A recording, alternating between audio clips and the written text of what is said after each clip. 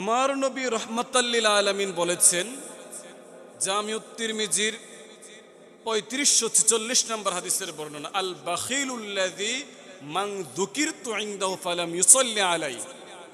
আমার নবী সাল্লাল্লাহু আলাইহি ওয়াসাল্লাম বলেন, ওই ব্যক্তি কৃপণ যে আমি নবীর নাম শোনার পরেও আমার উপর দুরূদ পড়ে না। অর্থাৎ প্রিয় রাসূল সাল্লাল্লাহু আলাইহি ওয়াসাল্লামের নাম মুবারক যখন শুনবেন, কেউ পড়ুক আর না পড়ুক, আপনি পড়বেন দুরূদ, আপনি অন্তত সাল্লাল্লাহু আলাইহি ওয়াসাল্লাম পড়বেন।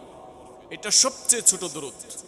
দুরূদ সম্পর্কে রাসূলুল্লাহ সাল্লাল্লাহু আলাইহি সাল্লাম সুনানুন নাসাইর বর্ণনায় বলেছেন, 1297 নম্বর হাদিসের বর্ণনা, রাসূল সাল্লাল্লাহু আলাইহি সাল্লাম বলেছেন, যে ব্যক্তি আমি নবীর উপর একবার দুরূদ পড়বে তার 10টি গুনাহ আল্লাহ রাব্বুল আলামিন মাফ করে দিবেন, তার আমলনামায় আল্লাহ রাব্বুল আলামিন 10টি নেক দিয়ে দিবেন, তার 10টি মর্যাদা আল্লাহ রাব্বুল আলামিন বৃদ্ধি করে দিবেন।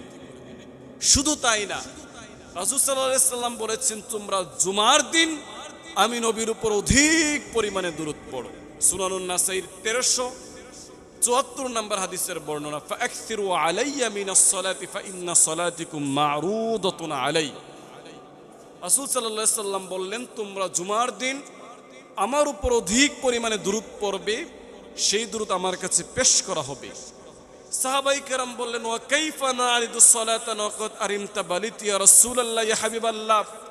এক সময় তো আপনি দুনিয়াতে থাকবেন না, এক সময় তো আপনি মাটির সাথে পচে গলে যাবেন, মাটির সাথে মিশে যাবেন, তখন আপনার কাছে কিভাবে আমাদের দুরূদ পৌঁছানো হবে, আমাদের দুরূদ আপনার কাছে কিভাবে পেশ করা হবে? তখন রাসূল সাল্লাল্লাহু আলাইহি সাল্লাম বলেছেন, ইন্নাল্লাহা আযজা ওয়া জাল্লা হাররামা আলাল আরদি আন তাকুলা আজসাদাল আমবিয়া আলাইহিমুস সালাম। রাসূল সাল্লাল্লাহু আলাইহি সাল্লাম বলেন, প্রত্যেকটা নবী তাদের আপন আপন কবরে, আপন আপন রওজায় জিন্দা আছে, আর আমাদের নবী হচ্ছেন শ্রেষ্ঠ নবী।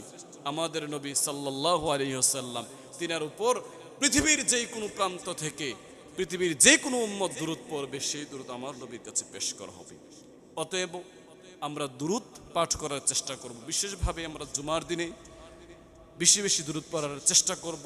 ফজরের পরে দুরূদ পড়ার চেষ্টা করবেন, জুমার পরে দুরূদ পড়ার চেষ্টা করবেন, আসরের পরে সময় পেলে একটু দুরূদ পড়ার চেষ্টা করবেন। সময় পাবেন, আপনি সময় বের করতে হবে আমার রাসূল সাল্লাল্লাহু আলাইহি সাল্লামের জন্য, আমার নবী সাল্লাল্লাহু আলাইহি সাল্লামের জন্য আপনার সময় বের করতে হবে।